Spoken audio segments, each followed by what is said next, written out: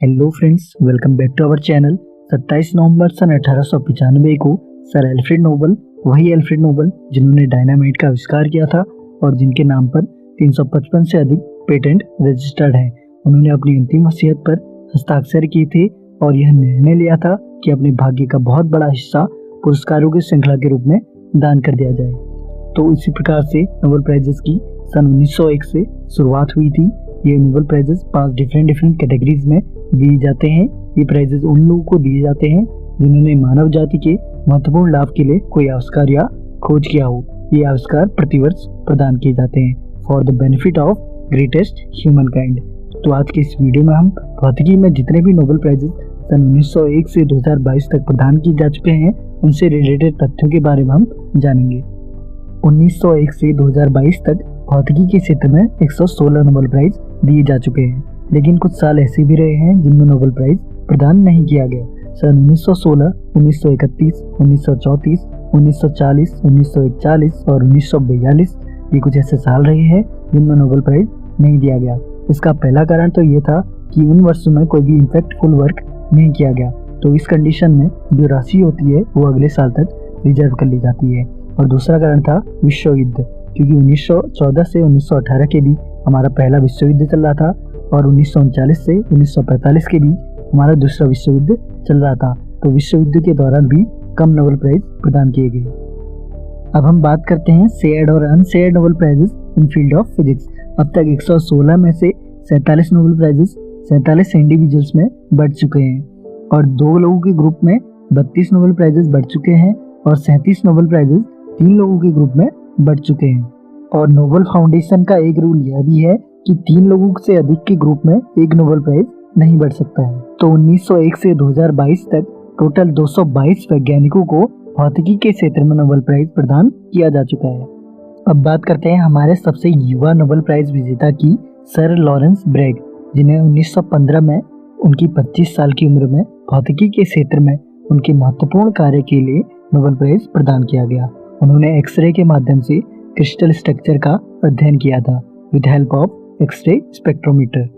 Sir doctor Arthur Ruskin, जिन्होंने कभी उम्र को अपने जुनून के आड़े नहीं आने दिया और ऑप्टिकल ट्वेजर नाम की एक ऐसी लेजर तकनीक विकसित की जो जीव विज्ञान से जुड़ी प्रणालियों के अध्ययन करने में इस्तेमाल की जाती है, जिस कारण से 2018 में भौतिकी के क्षेत्र में उनकी 96 वर्ष की उम्र में उन्हें नोबेल प्राइज प्रदान किया गया। अब बात करते हैं हमारी महिला नोबेल प्राइज विजेताओं की, जिन्होंने अपनी महत्वपूर्ण खोज से भौतिकी के क्षेत्र में अपना नोबेल प्राइज प्राप्त किया। सन 1903 में मैरी क्यूरी ने रेडिएशन फिनोमेना की खोज के लिए भौतिकी में नोबेल प्राइज प्राप्त किया और 1911 में उन्होंने रसायन विज्ञान के क्षेत्र में भी नोबेल प्राइज प्राप्त किया।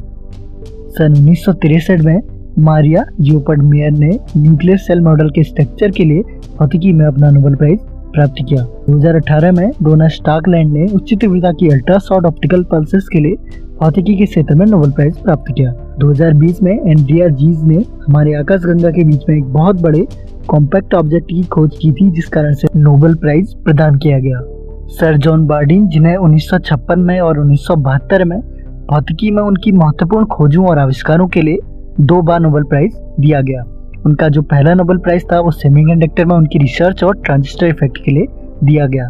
दूसरा नोबेल प्राइज उन्हें बीसीएस थ्योरी और सुपर कंडक्टिविटी थ्योरी के लिए दिया गया। भौतिकी में 2 बार नोबेल प्राइज प्राप्त करने वाले अभी तक के वो प्रथम और इकलौते शख्स हैं। अभी तक मरणोपरांत किसी को भी भौतिकी में नोबेल प्राइज प्रदान नहीं किया गया है।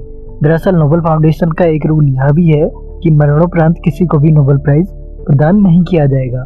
अगर मृत्यु नोबेल प्राइज घोषित होने के बाद ही होती है तो उसी कंडीशन में केवल नोबेल प्राइज दिया जाएगा। अगर फैमिली नोबेल प्राइज विजेताओं की बात करें तो मैरी क्यूरी और पियरे क्यूरी ही ऐसे मेरिट कपल हैं जिन्हें 1903 में भौतिकी के क्षेत्र में नोबेल प्राइज प्रदान किया गया।